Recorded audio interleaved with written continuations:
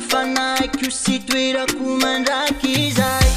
fa tsisy fahasambarana mamy mihoatra noho ny miaraka aminao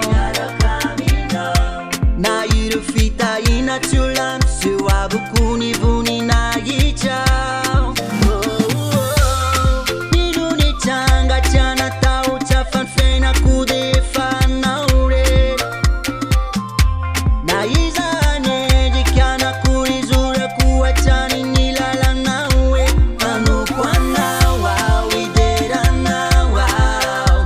vononakatoanao mandraky izay manoko anao ao ideranao ao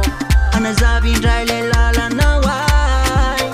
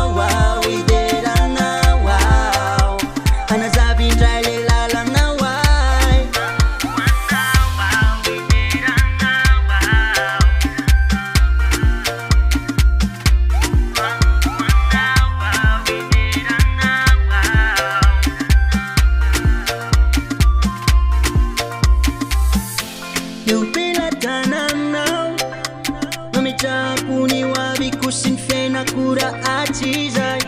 yombani elachao kilufani fanaiko sy toerako mandraky izay Slave of Music Record.